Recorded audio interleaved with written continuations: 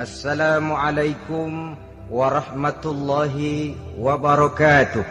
Waalaikumsalam warahmatullahi wabarakatuh. Bismillahirrahmanirrahim. Alhamdulillahi rabbil alamin. Wassalatu wassalamu ala ashrafil anbiya'i wal mursalin, Sayyidina wa maulana Muhammadin wa ala alihi wa ashabihil mujahidin at-tahirin, amma ba'du. Saudara-saudara kaum muslimin rahimakumullah, pada pertemuan kali ini kita akan membicarakan riwayat Nabi Adam alaihi salam. Nabi Adam diciptakan oleh Allah dari tanah dan merupakan manusia pertama serta bapa dari seluruh umat manusia. Pada saat Allah hendak menciptakan Nabi Adam, Allah berkata kepada malaikat, "Inni ja'ilun fil ardi khalifah." Aku akan menjadikan seorang khalifah di permukaan bumi. Malaikat dengan nada sedikit protes berkata, "Ataj'alu fiha may yufsidu fiha wa yasfiku ad-dima wa nahnu nusabbihu bihamdik wa nuqaddisu lak." Tuhan, apa perlunya engkau ciptakan seorang khalifah di permukaan bumi? Kelak kalau mereka berkembang biak, kerjanya hanya akan melakukan kerusakan, menumpahkan darah, saling bermusuhan satu sama lain. Sedangkan kami, kata malaikat, sudah cukup bertasbih memuji kebesaranmu. Allah kemudian menjawab, "Inni a'lamu ma la ta'lamun." Aku lebih tahu tentang apa yang kalian semua tidak mengetahuinya. Setelah diciptakan Nabi Adam daripada tanah, ditiupkan roh, maka Allah kemudian mengajarkan kepada Nabi Adam berbagai macam ilmu pengetahuan. Wa 'allama Adam al-asma'a kullaha. Kemudian Allah mengajarkan Nabi Adam nama-nama segala sesuatu. Nama merupakan simbol daripada ilmu pengetahuan. Nabi Adam akan dijadikan khalifah di permukaan bumi, maka dibekali oleh Allah Subhanahu wa taala al-asma'a kullaha, nama-nama segala sesuatu. Yang dimaksud di sini ialah al-ulumal katsirah, ilmu pengetahuan yang banyak. Malaikat pada mulanya protes. Kami kan sudah cukup bertasbih Tuhan. Kami kan sudah cukup memujimu. Untuk apa lagi membuat manusia sebagai khalifah di permukaan bumi? Seolah-olah malaikat tidak setuju. Allah yang maha tahu rahasia segala sesuatu memberikan vonis, aku lebih tahu tentang apa yang kalian semua tidak tahu. Oleh karena Nabi Adam dipersiapkan untuk menjadi seorang khalifah di permukaan bumi, maka dibekali oleh Allah dengan ilmu pengetahuan. Begitu Nabi Adam dan begitu kita. Karena bukan cuma Nabi Adam, kita pun oleh Allah dijadikan sebagai khalifah-khalifah di permukaan bumi ini. Yang nilai kekhalifahan kita bergantung kepada kondisi kita masing-masing. Ada orang yang menjadi khalifah level internasional, menjadi pemimpin dunia Islam. Ada orang menjadi khalifah level nasional saja. Ada khalifah tingkat kota saja, ada khalifah tingkat kecamatan, ada khalifah tingkat RW, RT, sekurang-kurangnya khalifah untuk tingkat rumah tangga masing-masing. Tanpa membekali diri dengan ilmu pengetahuan, jangan berharap kita akan bisa melaksanakan tugas sebagai khalifah di permukaan bumi ini. Apapun saja, Nabi mengajarkan, man arada dunya fa'alaihi bil ilmi, wa man arada al-akhirata fa'alaihi bil ilmi, wa man aradahuma fa'alaihi bil ilmi. Siapa yang menginginkan dunia harus dengan ilmu. Yang menginginkan akhirat juga harus dengan ilmu. Yang menginginkan dunia akhirat juga harus dengan ilmunya. Tanpa dasar ilmu, maka manusia tidak akan bisa menjalankan tugas kekhalifahan. Setelah diajarkan Adam nama segala sesuatu, dikonfrontir, dihadapkan dengan malaikat. Hei malaikat, kalau tadi kamu bilang buat apa perlunya menciptakan khalifah? Nih bentuknya Adam. Sekarang hei malaikat, coba kamu sebutkan nama segala sesuatu ini yang ada di sini ini.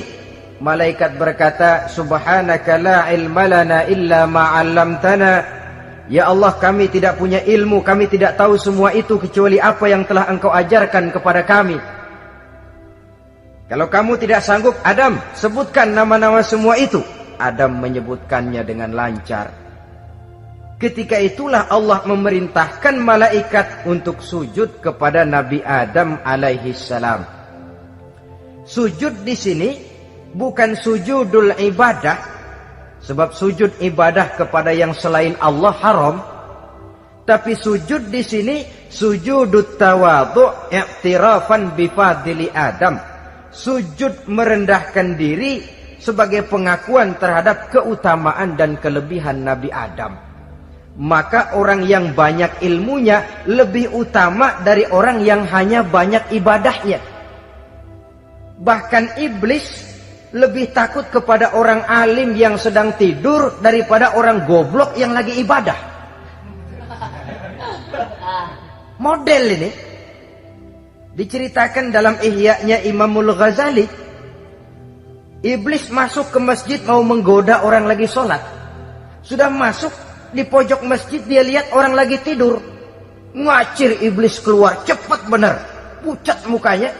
Ketemu di jalan sama temennya, kenapa lari mas?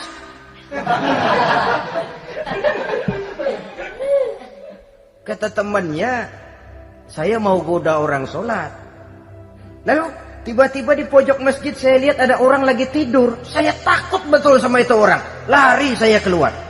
Loh, sama yang sembahyang sampean nggak takut, kok sama yang tidur takut bagaimana? Yang tidur itu orang alim. Yang lagi sembahyang itu orang goblok. Oh, godain orang goblok, saya colek juga dia lupa sembahyang. Tapi orang alim ini saya takut betul. Lah kalau diukur dengan malaikat waktu itu Nabi Adam, ibadahnya lebih banyak malaikat, jelas. Sudah bertasbih, sudah bertahmid malaikat. Nabi Adam baru diciptakan. Tapi kenapa Allah perintah malaikat sujud kepada Adam? I'tirafan bi fadli Adam. Keutamaan Nabi Adam. Pantas untuk diserahi tugas sebagai khalifah mengatur kehidupan di muka bumi. Kalau malaikat yang jadi khalifah di dunia ini, nggak rame dunia. Coba malaikat, material, harta nggak perlu, seksual nggak perlu. Dunia ini hambar. Justru dunia ini menjadi ramai setelah manusia diberikan fungsi sebagai malaikat, sebagai khalifah oleh Allah Subhanahu wa taala. Saudara-saudara kaum muslimin rahimakumullah, setelah nyata kelebihan Nabi Adam, maka Allah perintahkan Nabi Adam tinggal di surga dengan segala kenikmatan yang ada di dalamnya. Tapi lantaran sendirian, kesepian Nabi Adam ini. Allah Maha Tahu, maka diciptakannya pasangannya, yaitu Siti Hawa dari tulang rusuk yang sebelah kiri. Sehingga Nabi pernah pesan begini, Istausu bin nisa fa innahunna khuliqna min dhil'in. Hati-hati kamu ngadepi perempuan. Yang tolong dengar nih yang laki-laki, yang perempuan belaga budak aja dulu lah. Hati-hati kamu ngadepi perempuan. Fa innahunna khuliqna min dhil'in, karena perempuan diciptakan dari tulang rusuk sebelah kiri. Apa watak tulang rusuk? Tulang rusuk itu kan bengkok. Perempuan tuh begitu, didiemin aja bengkok terus, dikerasin patah.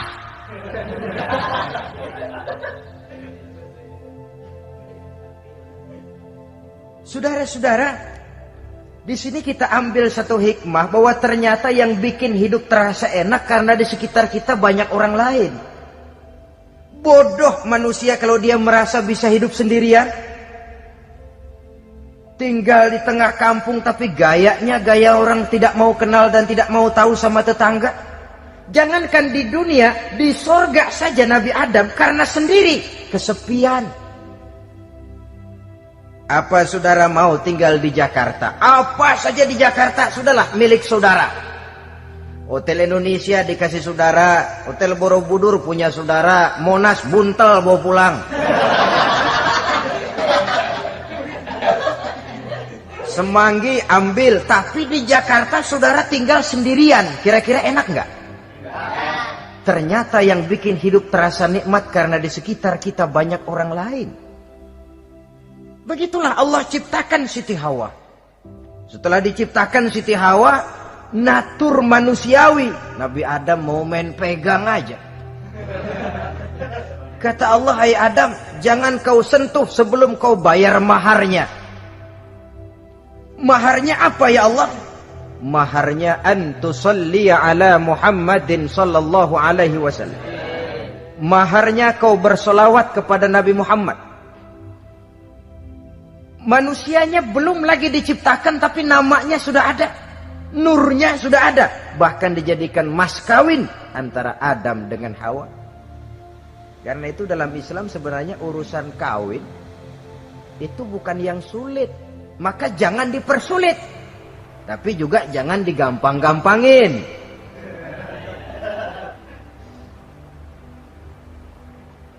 Artinya yang namanya mahar ini, walaupun cuma sebentuk cincin besi kalau orang sangat tidak mampu.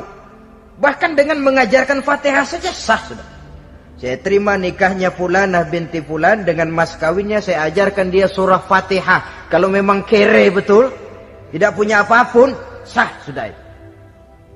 Agama ini mudah, karena itu jangan dipersulit, tapi juga jangan digampang-gampangin.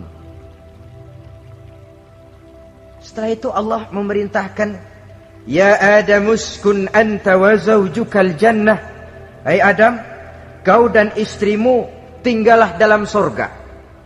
Wa kula minha ragadan haitsu syi'tuma. Segala makanan yang ada di dalamnya boleh kau makan. Pakaian yang aneka warna boleh kau pakai. Nikmati seluruh fasilitas yang ada di surga ini. Cuma atu aja Adam. Yang lain boleh dah. Mau ngapa pakai atu aja jangan. La taqraba hadhihi syajarah. Jangan kamu dekati pohon khuldi itu. Dekat saja jangan. Apalagi sampai metik. Jangan Adam. Saudara, ma'asyiral muslimin, itulah watak manusia. Kalau ada 10 persoalan, yang 9 boleh, yang 1 tidak boleh, yang tidak boleh yang bikin dia penasaran. Gua pengen tahu ngapa kagak boleh sih. Timbul penasaran. Apalagi iblis selalu berusaha. Sebab pada waktu malaikat disuruh sujud, semuanya sujud kepada Adam. Iblis tidak mau sujud.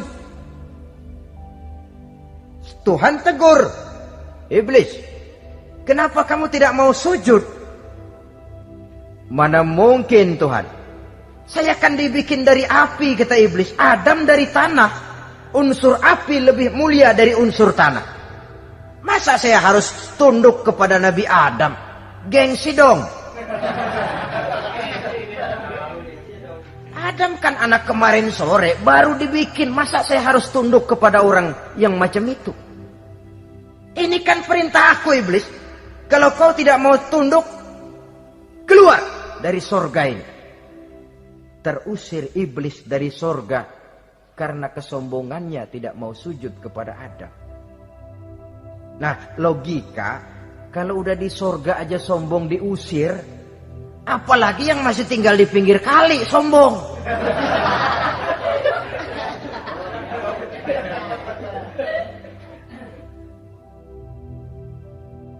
Tapi sejak peristiwa terusirnya itu, iblis bikin proklamasi. Apa proklamasi iblis? Rabbi fanzirni ila yaumi yub'asun. Ya Allah, gara-gara Adam saya diusir dari surga.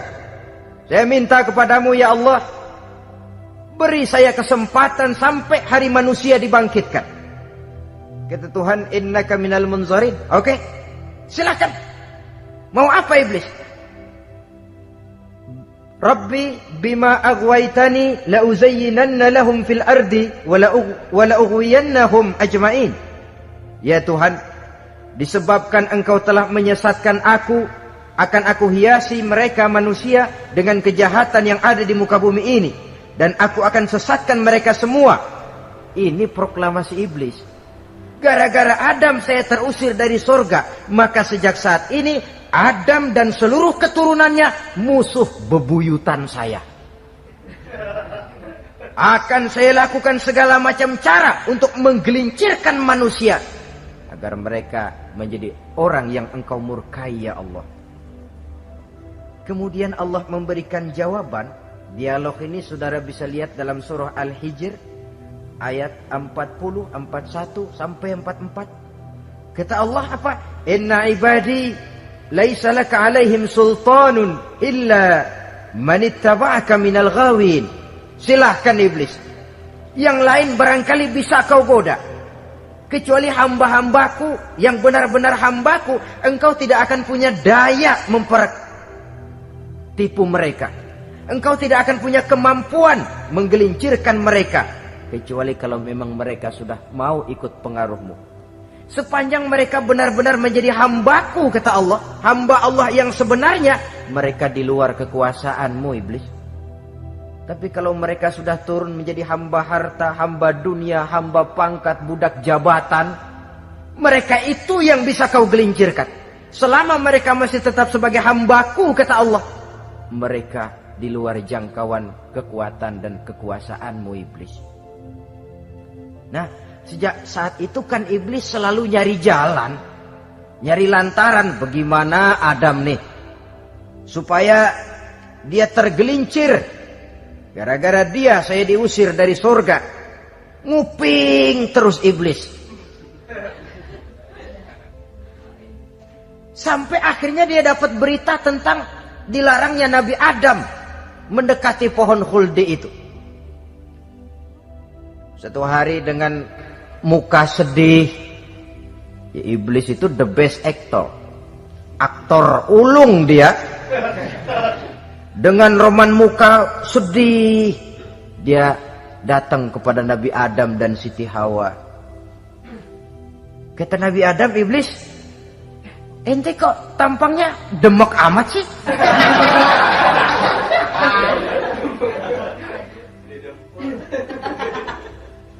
Kenapa begitu sedih? Adam, saya sebenarnya tidak ada yang bikin saya sedih. Cuma saya dapat berita bahwa engkau tidak akan selamanya di dalam surga ini. Wah Adam, kalau engkau bisa tetap tinggal di surga bersama istrimu, alangkah bahagianya saya, kata iblis. Tapi saya dapat kabar ente nggak bakalan lama-lama di surga. Buktinya ente dilarang makan buah khuldi. Khuldun artinya kekal. Kalau kau makan buah itu, kau akan kekal di surga Adam. Tuhan gak pengen, makanya dilarang. Wa qasamahuma inni lakuma laminan nasihin. Untuk memperkuat omongannya, sumpah si iblis. Bener Dam, saya sih ngomong cuma buat kepentingan ente. Saya sayang sama ente. Yang tahu cuma saya dah.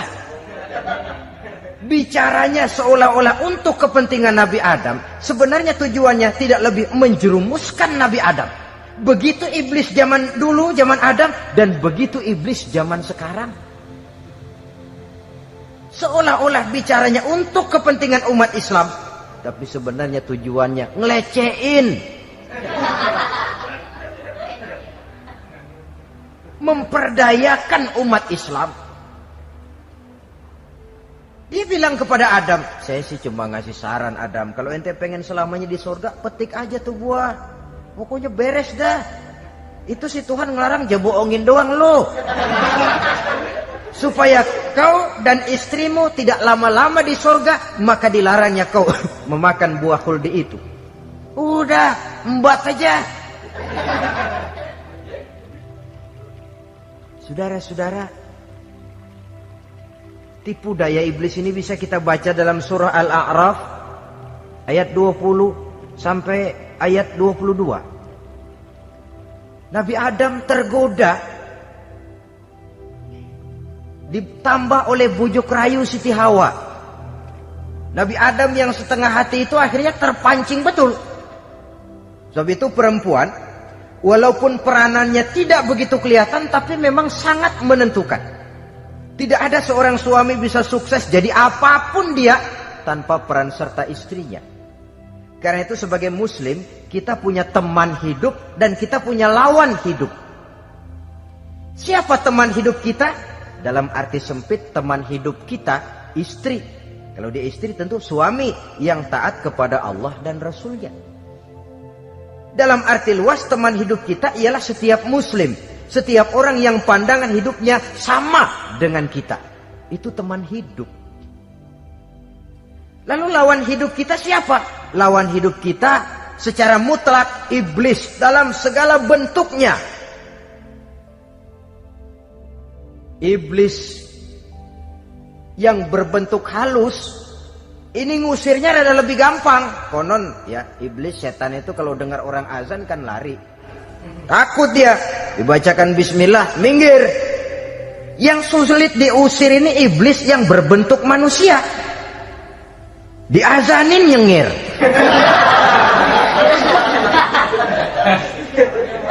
Gawat ini.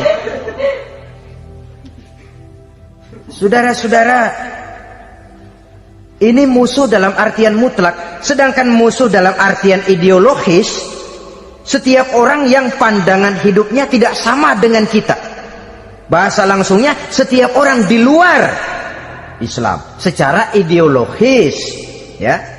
Adapun secara manusiawi, kita tetap toleransi, saling menghormati, setuju dalam perbedaan pendapat, kembali kepada prinsip lakum dinukum. Kewajiban saling menghormati sesama manusia, tapi secara ideologis tidak ada kompromi. Begitulah Nabi Adam tergoda. Dan begitulah iblis selalu menggoda keturunan-keturunan Nabi Adam sampai kepada kita sekarang ini. Tiap kali kita hendak melakukan berbagai kebaikan, iblis ini mulai bisik, kasar, kusuk, kesek. Saudara tadi dari rumah mau berangkat niat dengerin ceramah macam ini, apa dikira iblis enggak? Wah, gatal iblis. Kata iblis, alah jangan bertingkah lah dengerin ceramah. Ceramah mah urusan 70 ke atas. Ente masih muda, berjuang kita. Jihad, bismillah. Tidak, saya mau dengar ceramah. Berangkat kita ke tempat ini. Sampai di sini apa dikira iblis diam? Enggak. Dia bisikin lagi. Iya, lo hadir ke sono dah. Cuma nyampe sono lo ngomong aja ngomong dah. Ustadz mah jangan didengerin, ngomong aja udah. Perang lagi jihad, saya nggak mau ngomong, mau dengerin betul-betul. Kata iblis, iya lo dengerin dah, jangan ngomong, cuman pules.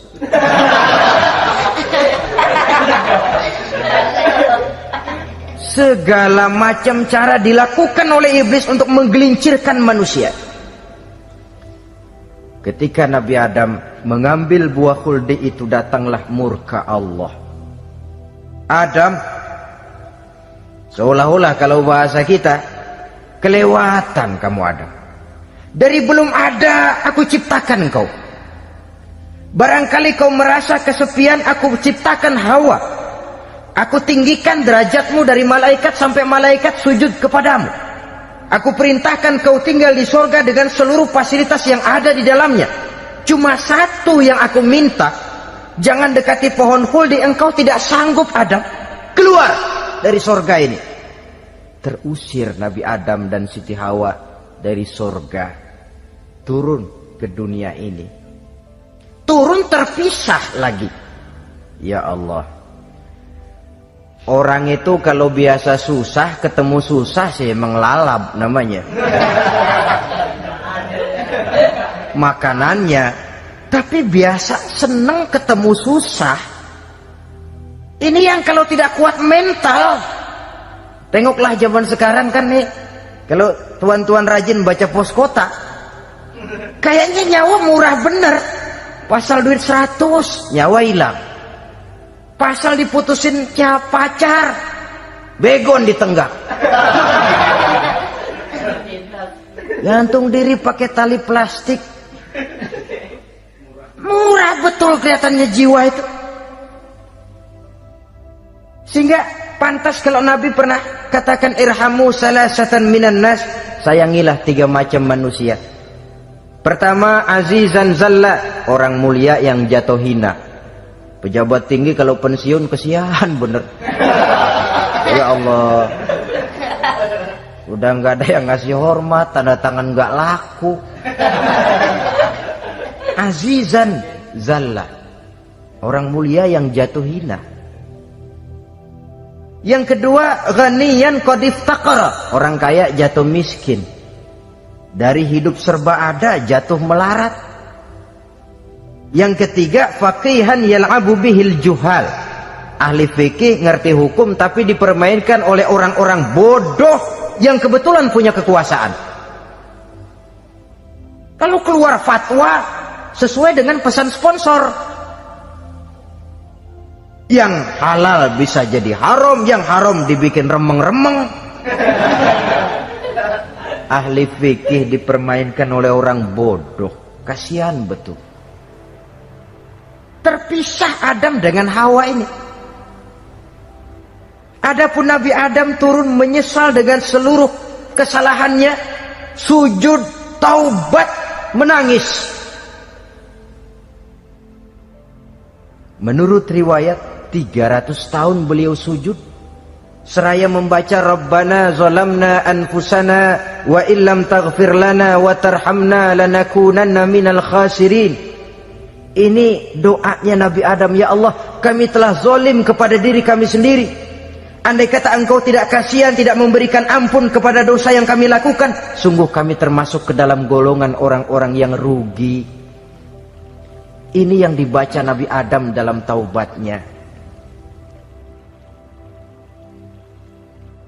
Di akhir taubatnya, Nabi Adam munajat kepada Allah, ya Allah, dengan kebesaran Muhammad ampunilah dosa saya. Allah tegur, kaifa araftahu ya Adam walam akhluqhu, dari mana kau bisa tahu nama Muhammad Adam padahal aku ciptakan saja belum manusianya. Kata Nabi Adam, pertama, ketika engkau ciptakan saya, engkau tiupkan ruh ke dalam jasad saya, terbuka mata saya memandang ke bawah arasmu. Di sana nampak dengan jelas tertulis di kaki arasmu, la ilaha illallah Muhammadur Rasulullah. Taulah saya bahwa Muhammad ini orang yang paling dekat dengan engkau ya Allah, sampai namanya bergandengan dengan namamu di kaki arasmu. Yang kedua, ketika saya hendak menyentuh Hawa, kau juga yang mengatakan jangan kau bayar maharnya sebelum kau bersolawat kepada beliau. Saudara hadirin yang saya hormati, Nabi Adam diterima taubatnya oleh Allah, kemudian dipertemukan kembali dengan Siti Hawa setelah sekian lama berpisah. Pertemuan itu terjadi di satu dataran luas, di satu padang yang luas, yang sampai sekarang dinamakan dengan Padang Arafat, tempat para ibadah haji melakukan wukuf, yaitu puncak pelaksanaan ibadah haji. Dan pertemuan itu sendiri terjadi di atas sebuah bukit kecil yang diabadikan dengan nama Jabal Rahmah di kawasan Arafat itu. Di atas Jabal Rahmah itu ada satu monumen kecil untuk mengabadikan pertemuan Nabi Adam dengan Siti Hawa. Lalu tinggallah keduanya di permukaan bumi ini. Oleh Allah diberikan karunia keturunan yang banyak. Dan tiap kali lahir kembar. Kembarnya laki perempuan, laki perempuan, laki perempuan. Dari sinilah berkembang biak manusia, di mana di zaman Nabi Adam perkawinannya silang. Karena tentu tidak ada manusia lain. Perkawinan silang itu artinya kalau si A dan B, A ini laki, B perempuan, kemudian lahir kembar kedua antara C dengan D, maka begitulah yang A dikawinkan dengan D, yang C dikawinkan dengan B. Perkawinan silang. Tidak boleh perkawinan yang kembar sama di waktu dilahirkan. Nah, di antara putra-putra Nabi Adam yang kemudian juga membuat sejarah, yaitu Habil dan Qabil. Habil, saudara kembarnya namanya Labuda, perempuan. Qabil, saudara perempuannya Iklimah. Menurut hukum perkawinan waktu itu harus silang. Habil harus kawin dengan Iklimah dan Qabil harus kawin dengan Labuda. Tapi Qabil protes. Dia kepengen kawin dengan saudara kembarnya sendiri, dalam arti yang sama-sama dilahirkan dengan dia, yaitu Iklimah. Kenapa? Karena kebetulan rupa Iklimah ini lebih cantik daripada Labuda. Protes kepada ayahandanya Nabi Adam. Apa? Saya tidak terima, saya harus kawin dengan Iklimah. Tidak, Qabil, kamu harus kawin dengan Labuda. Enggak mau. Kenapa dengan Labuda? Kurang kece.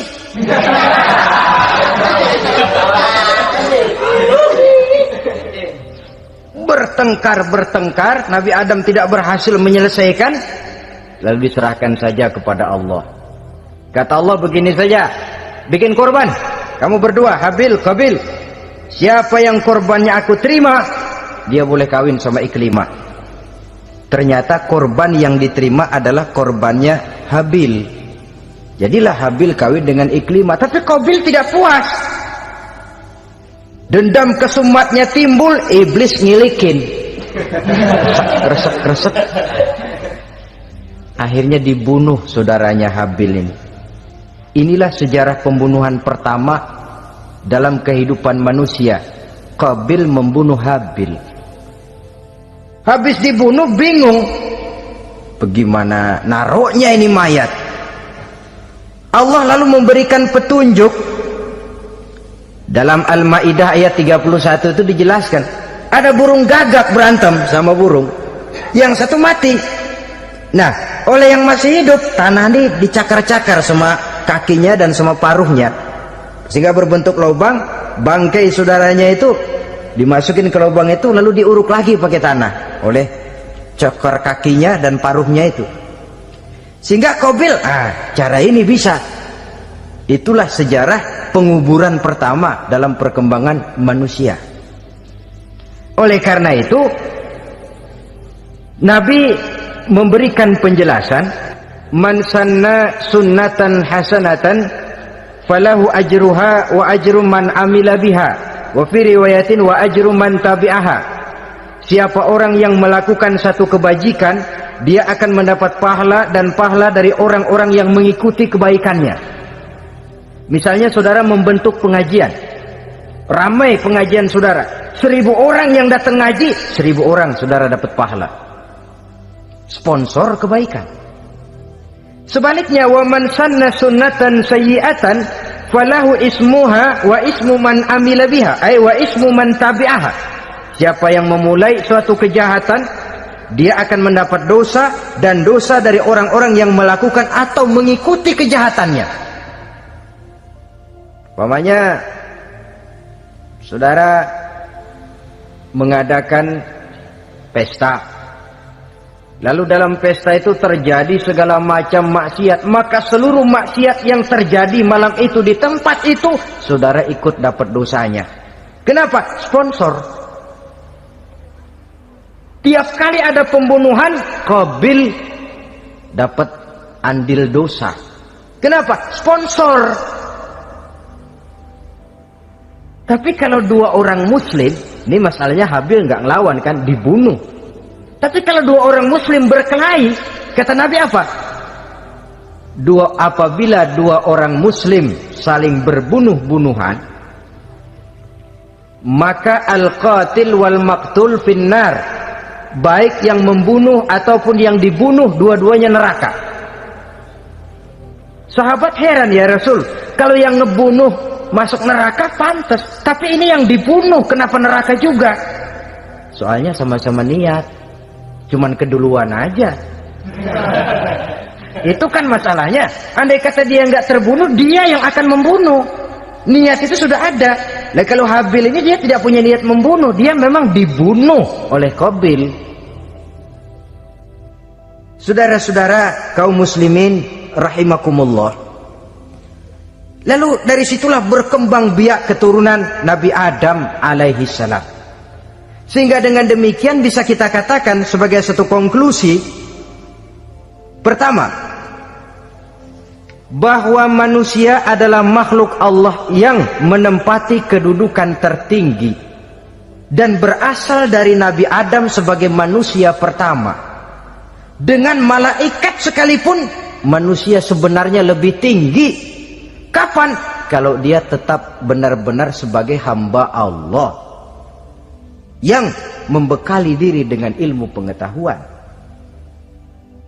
Laqad khalaqnal insana fi ahsani takwim.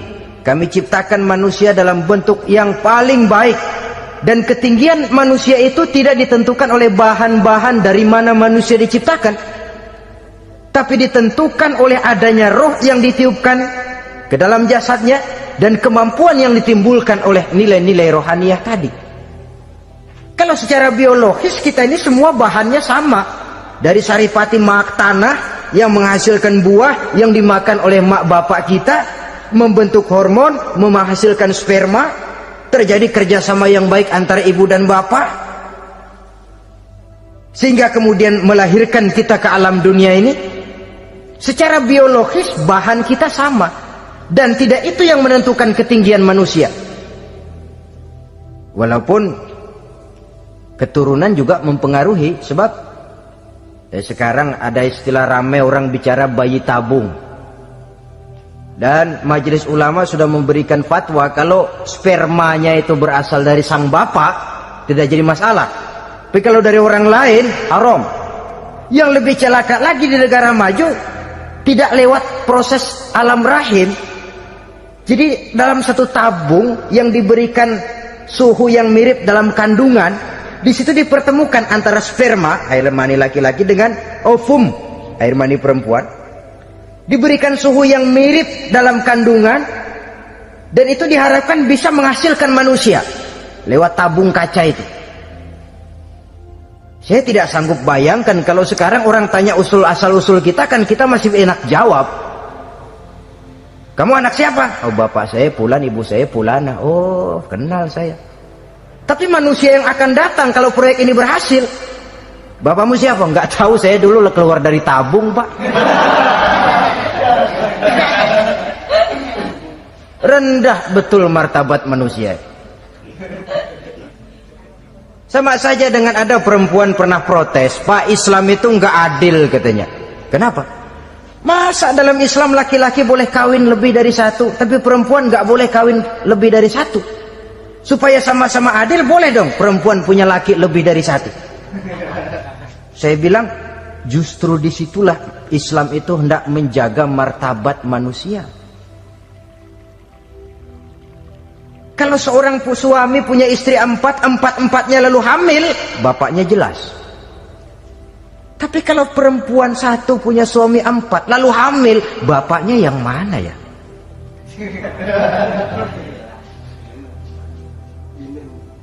Rendah martabat manusia.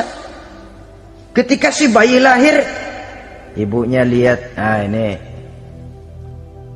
jidatnya kayak si A ini. Sudah, ini anakmu saja nih, jidatnya jidat kamu. Kata, antar dulu jidat saya, tapi kuping B ini nggak mau saya. Terkatung-katung si anak tanpa tahu kemana dia mesti manggil bapak. Ibu daftarin anak ke sekolah, Pak Guru tanya lagi, ini bin siapa, Bu? Bingung lah, udah tulis Bu, bin rame-rame.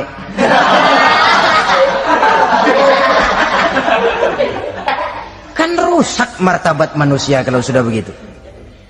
Justru Islam ini menjaga ketinggian martabat manusia. Jadi manusia itu fi ahsani takwim. Kapan? Kalau dia bisa menjaga kehambaannya di hadapan Allah dengan melaksanakan fungsi sebagai khalifah di permukaan bumi. Tapi bila dia sudah tidak lagi menjadi hamba Allah, tidak lagi berfungsi sebagai khalifah, dia sudah masuk summa radadnahu asfala safilin. Kami kembalikan ke tempat yang paling rendah, lebih rendah dari binatang sekalipun. Kalau dia tetap menjaga posisinya lebih tinggi dari malaikat, malaikat saja sujud kepada Nabi Adam, apalagi kepada makhluk-makhluk yang lain manusia ini. Tapi kalau dia tidak pandai, lebih rendah daripada binatang. Inilah uniknya makhluk bernama manusia. Dengan posisinya dia bisa menjadi lebih tinggi dari malaikat, tapi juga dia bisa meluncur lebih rendah daripada binatang. Untuk menjaga itulah diperlukan agama dalam kehidupan kita sekarang ini. Bukan cuma sebagai lipstick, tapi sebagai pedoman, sebagai way of life yang akan mewarnai cara kita berpikir, state of mind, rule of thinking, cara kita memandang kehidupan ini diwarnai oleh nilai-nilai agama. Dengan demikian, maka manusia bukan keturunan kera. So, ada satu teori namanya teori evolusi yang disampaikan buat pertama kali oleh Charles Darwin. Dia mengemukakan teori bahwa perkembangan kehidupan sesungguhnya di dunia ini menunjukkan mata rantai yang utama melalui apa yang dia namakan seleksi alamiah. Mula-mula dari ikan melalui seleksi ke amfibi, dari amfibi ke reptil, dari reptil ke mamalia, dari mamalia ke mamalia kecil, dari mamalia kecil ke primat, dari primat ke monyet, dari monyet menjadi Homo erectus. Ini teori Darwin. Tapi dia tidak jelas-jelas mengatakan bahwa manusia keturunan monyet, hanya seketurunan. Seketurunan kan tidak berarti keturunan. Begini saja, Toyota Kijang sama Toyota Corolla itu seketurunan, tapi Corolla dengan Kijang kan lain, cuma seketurunan, dalam arti sumbernya sama. Makhluk yang tidak tahan seleksi alam oleh udara yang sangat dingin, perkembangan cuaca yang sangat panas, gempa bumi dan sebagainya, seleksi alam dia namakan, hilang, musnah dari peredaran. Seperti ada binatang raksasa itu dinosaurus, sekarang kan cuma tinggal dongeng saja, tinggal nama atau kerangka. Itu oleh seleksi alam dia nggak lulus, hilang. Yang bertahan yang lulus seleksi alam. Manusia walaupun kecil yang lulus seleksi alam ini.